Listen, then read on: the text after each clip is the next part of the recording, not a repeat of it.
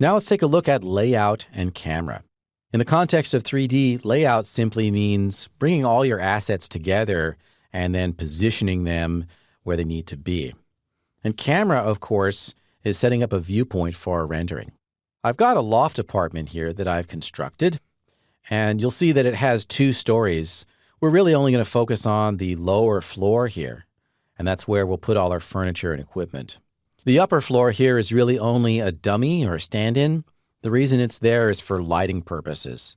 Later on, I'm going to add a sun and sky, and I want to make it so that the light coming through the hole in the ceiling here, where the staircase is going to be, I want that light to be accurate.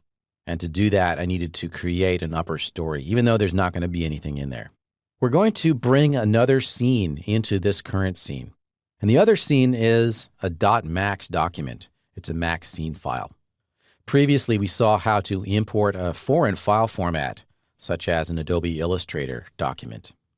If you want to merge 2 3ds Max scenes, then you want to use the merge command, not the import command.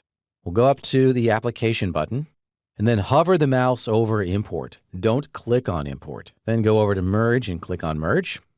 You want to navigate, and I've got a document here. It's in my current project scenes folder, and choose 1101 stairs.max.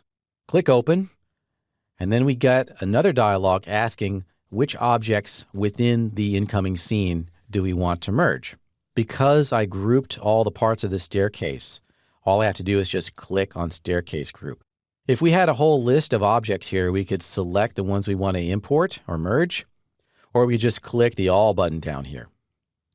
With staircase group selected and highlighted, I can click on OK. Then I get a duplicate material name dialog.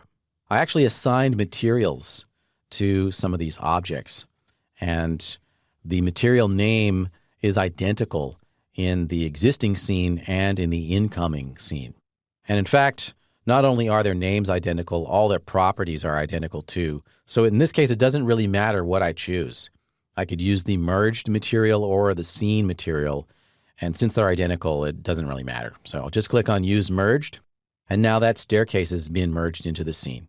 And you can see it goes up from the lower story to the upper story. That's now an integral part of this particular scene. And when I save this scene, the staircase will be in it permanently. It's not a link or an external reference to another scene.